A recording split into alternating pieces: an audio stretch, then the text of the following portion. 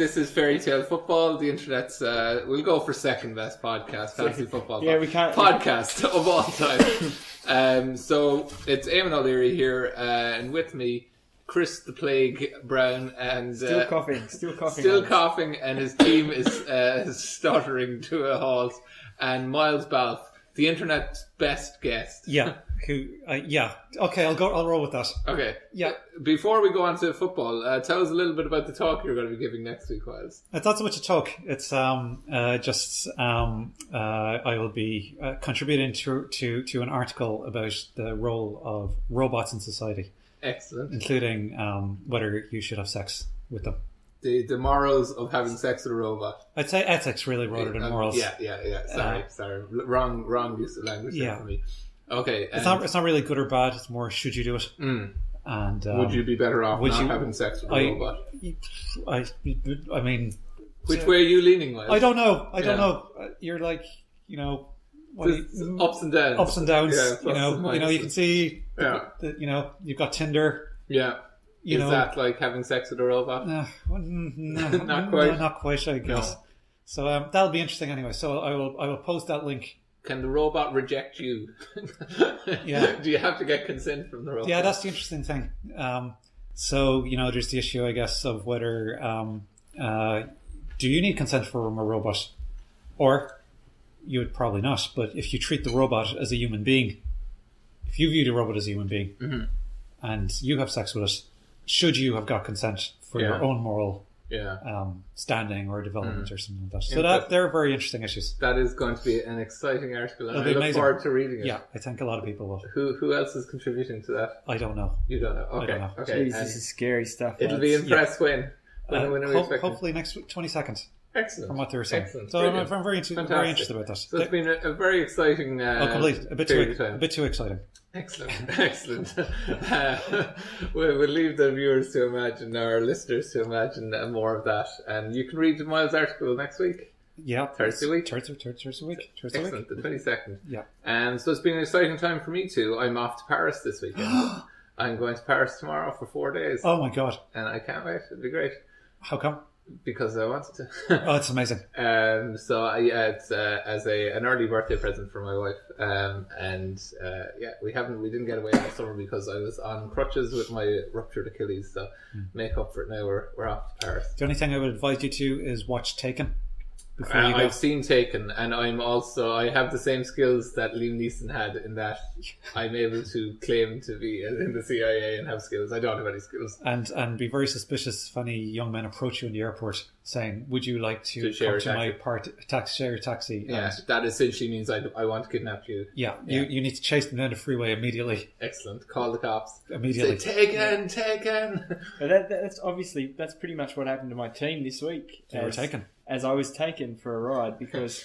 Fantastic segue. I didn't have... Beautiful segue.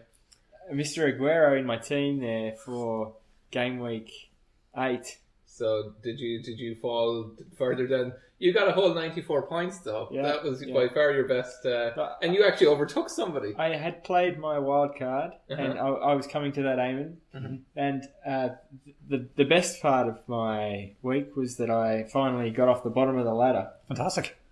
Yeah. You overtook Barry from Skegness. I did, and I climbed up there. I got further up the one that matters, the fairytalefootball.net. Excellent. League Where are you in that league? I don't know. I'm in the top 100 now. Which is a better state of affairs, It's not your best, but it's better than it was. So you didn't have Aguero, and yet you still managed to get 94 points. How did you do it? I played my wild card, so I made a few shifts and moves, and tidied up the house. I got rid of all the players that weren't doing anything and underperformers. They got the cut. Deadwood. You had a serious midfield there. De Bruyne as your captain, Sanchez and Payet, and you also had Vardy and Gallo. Cheap but effective strikers. So it was a pretty good week for you. Gomez and goals as well. Got a penalty saved. But Monreal clean sheet. I failed in the ultimate test, which is have a plan to get Aguero if you don't have him. I thought you had Aguero. He didn't have him. Well, I did actually have Aguero 2 weeks beforehand, but I got rid of him. Oh, because he wasn't performing. He wasn't performing. He has been underperforming all season. But the people who've been in fantasy football for quite a while know at some point he will score 5 goals in one game and get broken. Yeah.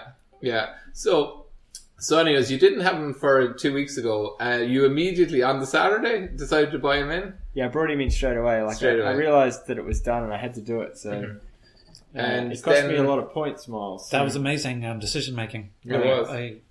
It's amazing. Stunning decision making. And what happened to Aguero immediately after you buying him? Well, of course, as soon as I did it, it was the curse. It's like the commentator's curse. If you're actually at the game and you say, "Look, he's playing really well," suddenly he's broken. Yeah. So the same thing happened. I call it the curse of Chris Brown. To the fairy tale football. So that's not so good. Yeah, it didn't work out for him. So the big winner in all this, of course, was Alan Gibson, because he was the only other person in our mini league, the office league, who didn't have Mr. Aguero. And as soon as I told Mr. Gibson that I was bringing him in, he was very happy that he didn't have to, because he knew he was going to be broken. Because poor old Alan, he was in, I think, like second place or something a couple of weeks ago, and he got a mere 41 points last week and tumbled down into 9th place. So he's fallen like a stone. Sliced bread are up to 5th place, which is good. I'm only 34 points behind my arch nemesis, Mark O'Callaghan. Mark, if you're listening, feel free to give us a call at some point. They've gone to bed, Eamon. Boo. It's late. Mark's now 55 points behind the great Paul Hanley, who isn't really that great because he never joined our fairy tale league. He's not, no, but he's doing unbelievably well this year, even by his own standards. Even by the standards of anyone in the league. And what's his overall He's not position? in the league, Eamon. He's a false name. He doesn't exist. That's true. He's in the top 2,000 overall, which is exceptional. Lionel Messi should have just gone to the team all year, as she was threatening to do. Yeah, look, we do have to give a huge shout out to Mr. James Uffland. He's the current leader of the Fairy Tale Football League. He took over in Game Week 7. He had a blinding week in Game Week 7. He scored... He didn't score the most points in Game Week 7. That went to Bippen Mina. Okay. Who took 80 points in Game Week 7 there. 121. How many points did Bippen get? Bippen got 80 points in Game Week 7. Okay. But then he didn't have a good Game Week 8 there. But see, James Uffland's been...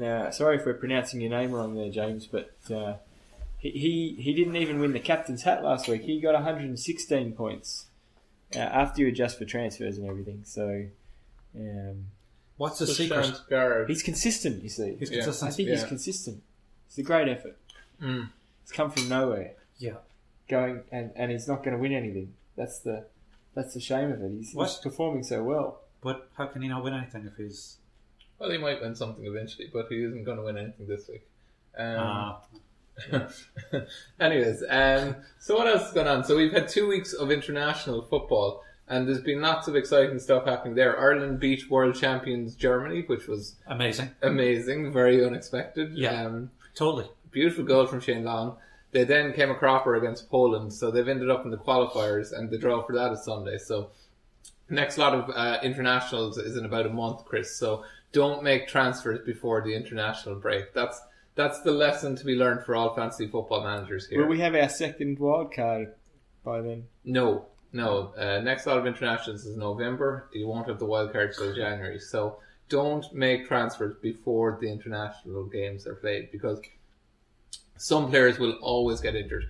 Liverpool actually had 2 ACL injuries. I don't know if you saw that. Gomez, the defender, and Danny Ings. I was going to ask you, had you brought either of those in? Because the way your season is going, Chris, it's the kind of thing that could have happened. Now, look, I had that Gomez guy. He was doing really well. He was getting me some points. But I had to ship him out because he wasn't... He was dropped. He was on the bench. Yeah, I think he actually... I lost him a few weeks ago, so... Gomez. Yeah, Gomez. He just wasn't another non-performer, you know, like it's not up to scratch. I got high demands. Yeah. Yeah. Can you reveal exclusively any of the transfers you made to either bring Aguero in or to get rid of him? You must have had to make a few transfers to get the money together to buy Aguero. Yeah, of course. The problem was I didn't plan.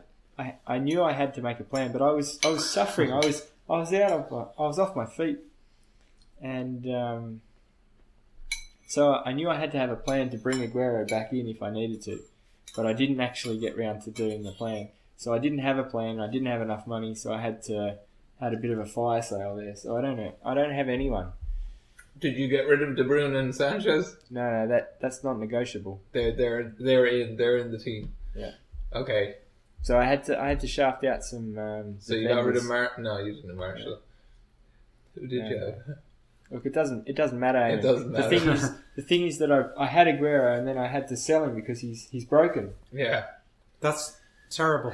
And he's the most expensive player in the league by a couple of millions. So to try and get him into your team is a difficult job. That's very difficult. It is. Yeah, you got to do some serious money managing, budgeting, like the kind of stuff like trying to buy a house in Dublin. Yeah, right? It's very expensive. Yeah, it's very expensive. Very hard to manage. And then you're like, maybe it'll go down in price the next week. Or maybe it's going to go up, and you just don't know. You don't know. It's a roller coaster. It's very stressful. It's a roller coaster. It's very stressful. And you put in a bid on Aguero for like 13.3 million, and then Mark O'Callaghan gazumps you. Yeah. And then somebody else gazumps him. So it's all. And then you're thinking, is it a real bid or not? So, Miles, do you have any questions for us? Yeah. Let me remember them. Who is Platini? What's going on with Platini? What is going on with Platini? Michel Platini, the former French wonder player from back in the 80s, I believe, was his heyday. He is the head of UEFA, who's like the one step down from FIFA. And he was tipped to take Sepp Blatter's place on the throne of something of skulls or whatever, the Iron Throne, is that what it's called?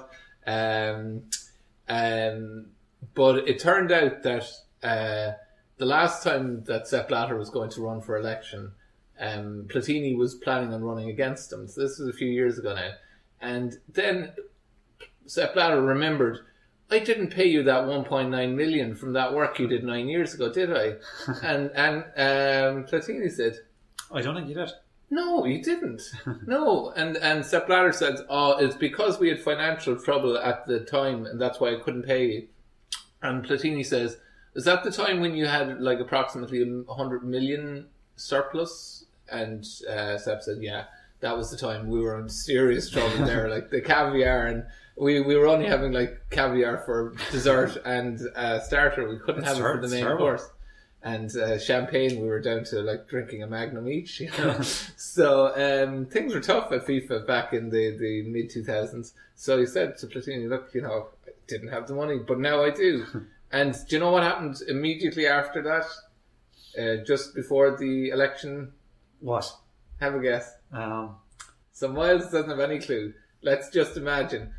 Michel Platini's just received 1.9 million from the work he'd done previously. What's his next move? I would guess maybe he had family responsibilities that he had, maybe because and therefore well, you have to look after your family. So therefore, you might not run in an election. You might not. So he realized he had family commitments and he couldn't run. So he didn't run against Sepp Blatter, who was re-elected for yet another term. So there's obviously nothing suspicious about that, like the 1.9 million payment and then him not running. That they're unconnected and not suspicious. But bizarrely, FIFA's ethics committee, which seems like a paradox, are investigating that payment of the 1.9 million as if there might be something suspicious about it. So they're a cynical bunch. I don't see how there could be. So that's what's going on with Michel Platini. His path to glory might be cut off now by that large payment. I wish somebody would pay me 1.9 million for work I did 9 years ago. But nobody's offered. Nobody, no. That's the big international ethics story. So as a fan of ethics, and large amounts of money, you'd be interested in that. Yeah, I do like large amounts of money. Excellent. So what else is going on? What else is going on with our colleagues and adversaries like Mark O'Callaghan and Neil McCluskey and Damien Foley? Any news with them, Chris? No, mate, no. No news. No news. Are any of you out there listening? You're probably not, but if you are, give us a shout. No, mate. Look, the big thing on everyone's lips is who to replace Mr. Aguero with. Well, there wasn't really many options for most people. If they took this opportunity to replace him with some valuable midfielders, I believe. Can I actually make an exclusive? Well, of Yes. course. That's what we're here for. I'm about to make 2 transfers for the Fairy Tale football team. So the official team of the fantasy football of the Fairy Tale Football podcast. So I'm about to transfer out Aguero, and I'm going to transfer out. Who's my second transfer? I must have made 2. Oh yeah, I transferred out. I'm going to transfer out Coyote, or whatever his name is, who plays for West Ham, and I'm bringing in Sanchez in midfield, which is a bit of a no-brainer. And up front, Chris, who's your bet? Well, I'm one of the 271,135 people that have brought in Pele. Well, make that whatever that number was, and then add 1 to it. See, the thing is, Mr. Costa is a very tempting bet because he's only owned by about 5% of the Fairy Tale football population, you know? And he has the same potential to do what Mr. Aguero does, except he was off to a bad start. They've got tough games. They're playing terribly. They've got their hard fixtures now, and they've been awful all season. I wouldn't bring in a Chelsea player if I was anyone. So is it the less people own it, the cheaper it is? Well, No, because like the players, they start at a certain price point, and essentially you're not going to move more than about $1 million from that over the course of the season. So Costa started at 11 million, so maybe he's down to like 10.8 now. I would consider that a bargain. I wouldn't. I think someone should buy that.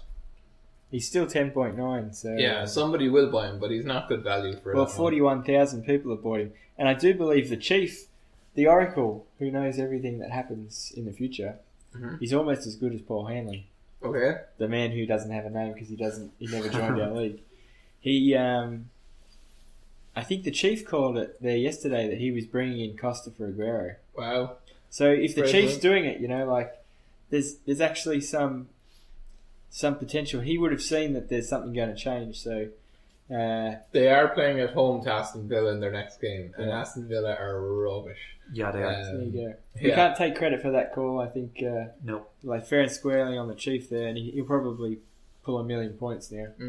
They're away to West Ham after that, and then home to Liverpool. So 2 trickier fixtures to follow. I have limited confidence in Costa. He may well be proven right, but Pele is such an obvious choice, and obviously an awful lot of people are going to end up owning Pele. He's been in great form, and they're playing at home to Leicester, and then 2 weeks after that they're home to Bournemouth. So you've got 2 really nice home games there, and he is the form player in the league. I think really close enough. Anyways, 13, 8, and 14 points in his last 3 games, and that was against Man United, Swansea, and Chelsea. So he's been kicking ass against top quality opponents, and at 8.2 million, it's hard to look past him. I haven't been able to look past him anyways. I've just officially transferred in Pele into the Fairy Tale Football live on air, a live transfer. The Fairy Tale what begins. Is happening? The Fairy Tale Begins now contains Pele and Sanchez, and it's looking much incredible. Better. This is just up the excitement level. The atmosphere is electric. Literally electric. So Gomez is injured for Liverpool. Unfortunately, the Fairy Tale team does contain contains 2 Gomez's, one for Liverpool and one for Swansea. The Liverpool Gomez is out for the season, and so is Danny Ings, who's just come into a bit of form for Liverpool. And actually, there's the big story of the last 2 weeks. We haven't even mentioned it yet. Brendan Rodgers was fired for Liverpool. What was your reaction to that news, Chris? Well, look, my reaction didn't do as good as the guy that was on Twitter there with the Jamie Carragher. Yeah, I don't know what his name was. Jamie Carragher and Thierry Henry. Yeah, did you see that? No. It was beautiful. Thierry Henry, when the news came in, Thierry Henry went like this and put his hand on Jamie Carragher's leg, And then Jamie Carragher just turned to camera with this really weird expression on his face to say, I'm not gay, I'm not getting aroused by Thierry Henry putting his hand on my knee. It was fantastic. You should check it out. I will check that out. Find it there, Chris, quickly. We'll find know how to do that. We'll find it off air. Thierry Henry had problems with his hands before, though, didn't he? He did. He's been I remember that. famed for not being able to keep his hands where they belong, against Ireland, the big cheating bastard. The bastard. Do you know, actually, here's another exclusive that hasn't been said on the air before.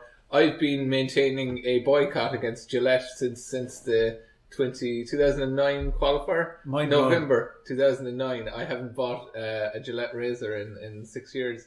I have no idea why. Because Thierry Henry was their model. He was advertising. It was Tiger Woods, Thierry Henry, and the Swiss tennis player Federer. They were all modelling Gillette, and I, on principle, said, that's it, I'm finished with them. I don't know what he did. He handled the ball against, so it was Ireland-France playoff. He handled the ball. Playoff. France came to Dublin. Live on television. Live on television. I remember watching that match. Yeah, and he was outraged. I was outraged. The nation was outraged. We were all outraged. That would be enough to put you off buying razors. Yeah. So it was France came to Dublin and beat Ireland 1-0 the first leg of the playoff. Final leg, so whoever goes through is going off to South Africa to play in the World Cup. Ireland play unbelievable, the best performance in a decade probably. And they beat France 1-0 in Paris. So it goes into extra time. And Thierry Henry is on the byline, down by the goals. Ball comes in, he handles it, drops it to his foot, passes it across to another French guy. Was it Evra? And whoever it was stuck it in the net, and that's it. Ireland out. And actually, to bring the whole thing back around to Sepp Blatter, Ireland complained and asked Sepp Blatter for Ireland to be the 33rd team in the World Cup. And Sepp Blatter went up on stage at some conference and announced it and laughed at Ireland in front of the whole world. Said, they asked to be the 33rd team. Ha ha ha ha. Those fools. To be fair, lads, I don't know how the World Cup it needs an even number of teams. It was a crazy suggestion. Yeah. It wasn't a we should definitely do this. It was like, is there something that can be done? And again, and interestingly, the amount would have been probably in the region of 1.9 million as well. But Ireland essentially, I think, threatened to sue FIFA after that comment, and FIFA ended up paying Ireland like a couple of million euro to develop the game. For those listening on radio, I'm doing air quotes here for game development. And that came out about a year or so ago in an FAI audit, I think, that they got this money from FIFA. At the time, all the scandals were breaking about FIFA. This came out. And there was a lot of people saying, we shouldn't have taken it. Of course we should have taken it. It was brilliant. It's the Irish thing to do. Yeah. If somebody said, here's a lot of money. It's propagating the problem, though. Well, yes and no, because I do think Ireland had a case in some respect. And he kind of paid money to settle the case, essentially. I think it was fair enough. But maybe just for the viewers, maybe we should just say that Eamon has actually shaven in 6 years. Oh yeah. So he does not look like Gandalf. No. The free wouldn't take to me not shaving. But anything other than a Gillette. Yeah, Wilkinson sword. It's your only man. Wilkinson sword. Shave with Wilkinson sword. So look, on this theme, I guess Sky Sports Football is announcing that Chelsea manager Jose Mourinho is involved in fresh FA outbursts. So I don't know what that's about. 50,000. He got a fine he complained after the last game against Southampton where Pele scored that the ref wouldn't give Chelsea players penalties, and he got fined 50,000 for clearly ludicrous comments. And now he's come out saying that the fine is a disgrace. So hopefully he'll get fined for saying the fine is a disgrace, and then you'll have this perpetual loop until he's bankrupt. His days at Chelsea might be numbered, and some people's opinion is that he hopes he's fired, because if he gets fired, he gets a huge amount of money to feck off, and he'll go off to another club, and he'll win the league somewhere else. Whereas if he quits, then he doesn't get any money. So he might be looking to get pushed out, and that's the speculation on the ground. Very interesting. Look, so the other thing that we need to discuss is that we never found the guy who won our cash. So we had a competition at the start of the season that the person that was in our league from game 1 and leading at the end of game week 4 would win €20, 10 off Aim and 10 off myself. And the guy's name is Nathan Cowenberg, and I tracked him down on Twitter. I think he's a 9-year-old boy from the Netherlands. That's amazing. Okay. Yeah. Dude. So I wrote to him, but he never wrote back. So okay. I don't think he believed you. Like maybe he thought I was spam. Here, you've won €20. Yeah. Get in contact. We'll try him again. Send him a couple more messages. Seriously, I think we should just say, like we've done our tweets. We've given him the opportunity to come and claim his prize. I think we should set a date and say, look, we'll give it to second place. I think fresh competition. Well, you reckon we should just reboot? I think if he hasn't claimed it by the end of October, we'll do a fresh competition. I mean, for a 9-year-old, that is a life-changing amount of money. I know, yeah. I mean, think like he could buy so many sweets. You could go to the cinema. Yeah, it would change your life. You're very generous. I was thinking we should say the start of the game week. No, let's give him a couple more weeks. We should contact him at least one more time and give him a couple of weeks. Your turn this time. All right. Is he following us on Twitter? No. Do we follow him? Yeah. Cool. All right, I'll send him a message. Good luck. Yeah, but if he doesn't claim the money, then it'll have to be a fresh tournament. All right. Well, we'll come up with a new competition. That sounds exciting. You could intermise. Yeah. I think maybe you need like my understanding of Twitter is you might need like a retweet by P. Diddy or Beyonce or something. Yeah. That would work. To kind of get it out. Here, well, we've got you here on the couch, Miles, and you're an independent perspective on this. What do you think of this graph? For the audience, I'm showing him the graph. It looks like a downward trend. Downward trend. Well, now saying that, yes, I did once spend 3 weeks doing statistical analysis on postcodes. I thought postcodes were actually statistical data, which they're not. They're just postcodes. Yeah. So I'm not the best person to interpret a graph. Okay. But it looks very colourful to me, yes, and it looks like there's a definite downward trajectory. Do you like the look of the graph? Yeah. Is it informative to you? Do you look at that and know stuff at the end of looking at it? Yeah. No, I don't actually. I think he might lack context, though. Yeah, it is very colourful.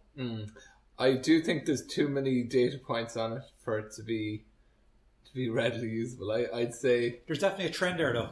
It's definitely a trend. There is a trend, but so the line at the top for everyone listening, the line at the top is the person who's leading the competition, and this is how far behind everyone else is. So you can see people are falling behind.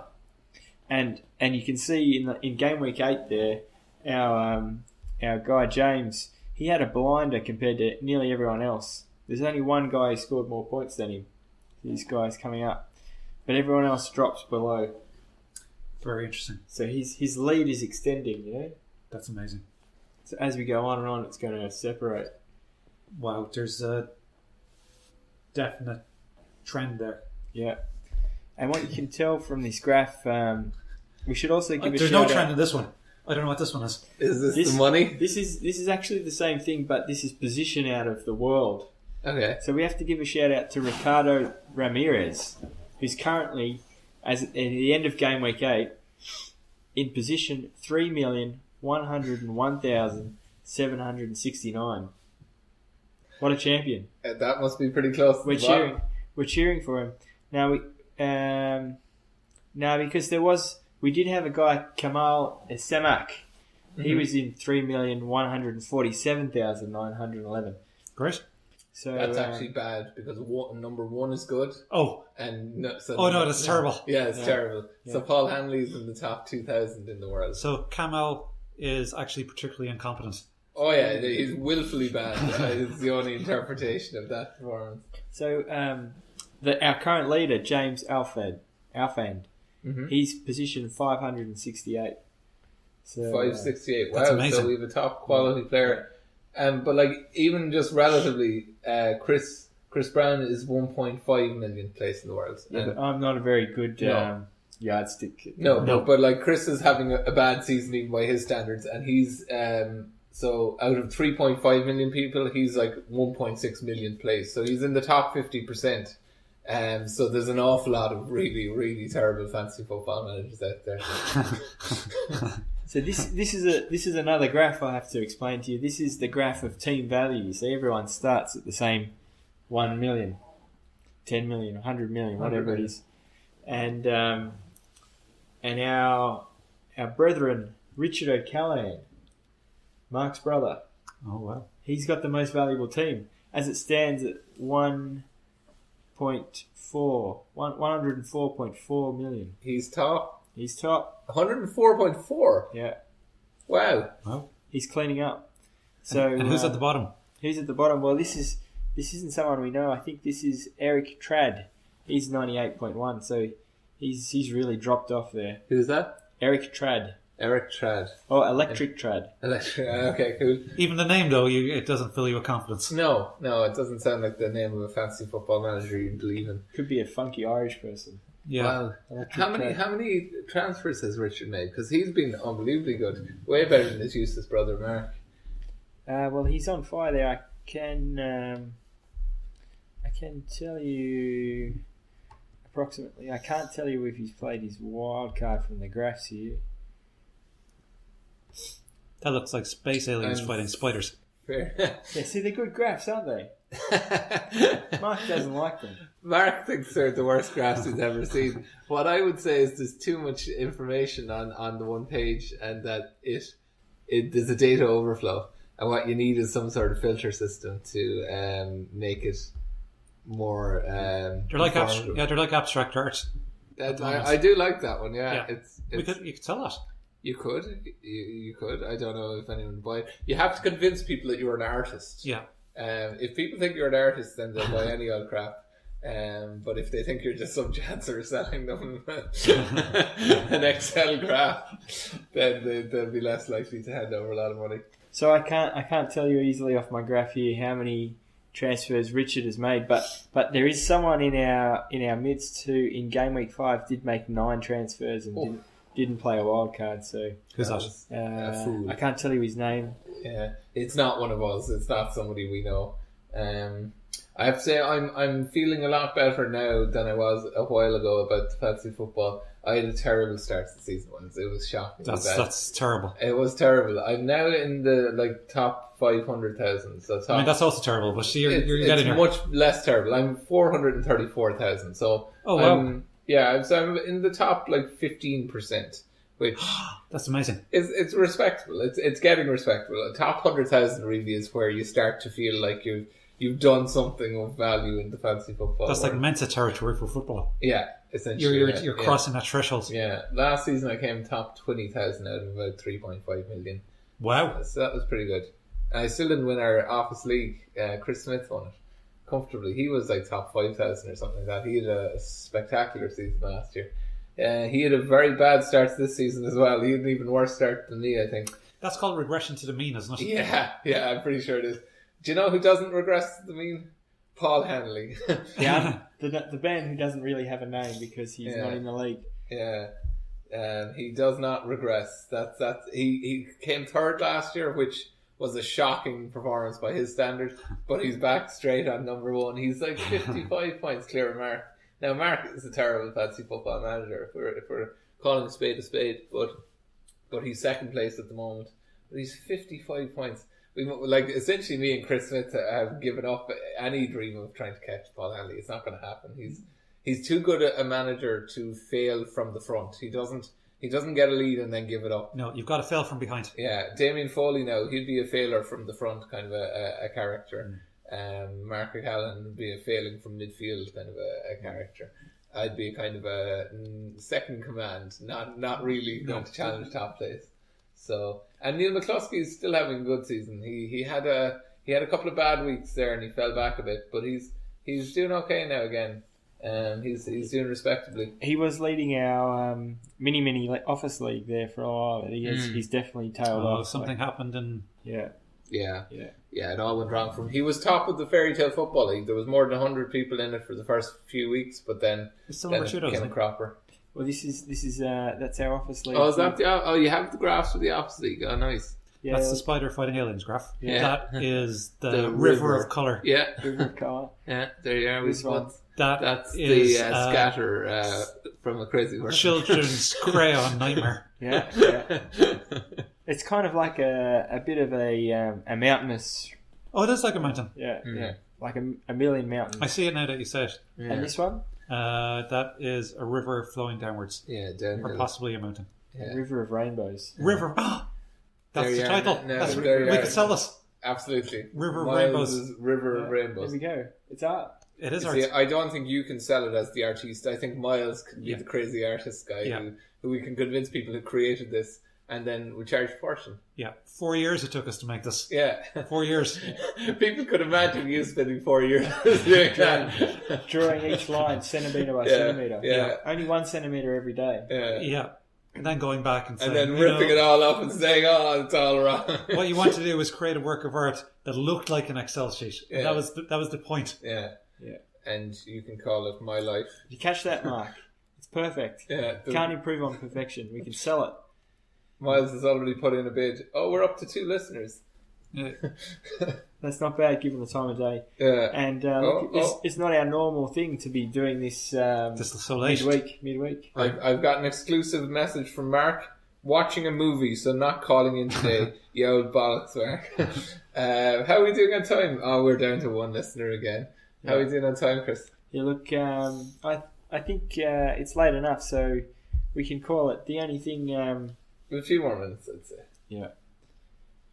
Sorry you're not here, Mark. We can't do What's he watching? Away corner of the week. Oh yeah, we must do our food corner of the week at the very least. So I just had some lovely fried rice with vegetables there, provided by my generous host Chris. Yeah, it was actually I had it as well. You had it came. for dinner, excellent. It was lovely. It was really really, lovely. really good. Yeah. Those mushrooms are excellent. It's a great cook. To be honest, Lionel Messi's doing a much better job in the kitchen than she is on the fairy tale football She's field. fallen down. She's almost been overtaken by you. Yeah. That's how I'm bad only she's 4 doing. points behind her. Yeah, and I assume this is a cause of great tension, is it? Look, we won't talk about it. Oh, I feel the tension. You can feel the atmosphere change. Is your better half still in front of you? Oh yeah, she's still kicking my ass. Not by a mass amount. I think it's only about 10 points now. Yeah. So I'm hopeful that I might be able to reel her in. She hasn't given up yet. No, she's still on it, but I think a few bad weeks and she might lose interest at that point. I think Lionel's done, so I've got a good chance. If I haven't caught her at the end of the year, there's bigger problems. Yeah, I think that might be the end of your fantasy football career. Yeah. Oh no, but it's not. You see, the next Tuesday is World Statistics Day. Oh, okay. So I'm going to unleash the beast. Every day is World Statistics Day. Oh well, of course. When you have graphs like these, they are very good. Actually, I have to say this. So, do you want to say anything about World Statistics Day? Yeah, look, I'm going to unleash my new strategy. So you'll find more about that next. That's very interesting. That's caught my interest. That's very cryptic. Yeah. So are you going to be talking to people on World Statistics Day, trying to get some statistical models to pick your team? Look, I can't tell you anything more about it. It's top secret. I would have to. I'd have to cut you out of the league. I couldn't tell you what's going on. That's fair enough. Cake corner of the week, we had some delightful little cakes. Me and Chris actually had a producers meeting at lunch, and we had little cheesecakes for lunch. They were nice, weren't they? So lucky. Yeah. They looked amazing. We could post the picture. We should post a picture actually each week on Twitter with our cake corner of the week. We should do that. Look, I do like that idea, Amy. That's a great idea. Excellent. So that's in for next week. What are these little cakes we're eating tonight? They're just almond slice, I think is the technical term. A classic, yeah. It was very nice. It's much more almondy than I expected, I don't. It is actually, yeah. It is, yeah. More almonds. Absolutely. It's not going to help my fantasy football. No, but they're nice. They make life seem a little bit better. So you're away this weekend, Damon. So there's no live broadcast. I'm in Paris. Yeah. So we might do a catch up next week again. Yeah, sounds great. I'm on for midweek, Tuesday, Thursday, late in the day, or Wednesday at a more respectable hour. We can work the discuss logistics out later. Absolutely. We've got the big rugby match this weekend. 2 big rugby matches. Australia. 4 big rugby matches. Well, 4, but 2 5 of immediate. Munster playing Cardiff. Are you going to be at that match? Can you? It's yet to be confirmed. That's another secret.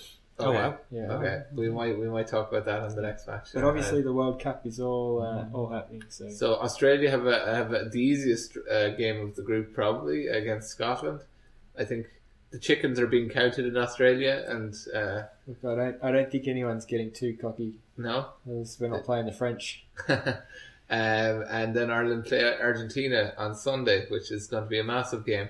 Argentina have we've come a cropper against them a couple of times in the World Cup, and we can't lose another quarter final. We have to win one, so it's crucial for Ireland. But it was a big day on Sunday there when they won, and then serious injuries. So yeah, we lost Paul O'Connell, we lost Sean O'Brien to suspension.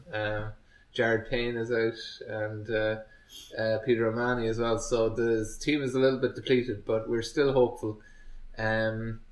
Let's see now. So no home and away slot today. Do we have any other corners that we normally do? No. We have no call-ins today. Miles, do you have any last questions for us? Anything you want to talk about? Anything you want to mention? Homeland Season 5 meant to be pretty good. Yeah, I've heard that. I stopped watching it after Season 2 because I was sick of it. Yeah, Season 5 meant to be pretty good. Yeah, I think it would be good too. Kind of standalone. I started recording it there. I missed the first one, so I don't know how I'm going to catch up on that. But, recording it? What do you mean recording it? RT player? Sorry, people still record stuff. You can stream it on the RT player. The first episode, do you reckon? I think the first 2 are still up there. Well, that's great news. Yeah. You've made my Couch day. Couch Shinner is actually, that's good. Yeah. But, I don't know any of this stuff. I'm going to have to... yeah. You've been spending too much time on your statistics and not enough time on illegally streaming TV. It takes a long time to draw these 1 centimetre at a time. A lot of his days. That's what he's been doing now for the last 2.5 years now. There's a lot of graphs there. So do we have anything else to say before we finish up for tonight? It's been a good show. Thanks for listening, everyone. Yeah. Thanks, Wade. And thank you. Thanks, Miles. Thanks for joining us, Miles. It was amazing. An honour to have your presence. Absolutely. Thanks, Chris, for hosting us yet again. Pleasure. Fantastic. Will we call it a night? I'm hardly coughing anymore. Excellent. That rosary thing must have done something. Did you hear about that? Disaster. No, are we still going? We're still on. The last comments of the night. So me, Mark, and Mark's brother Richard, we said a decade of the rosary for Chris about 3 weeks ago. It was pretty funny. They did it all in about 34 seconds.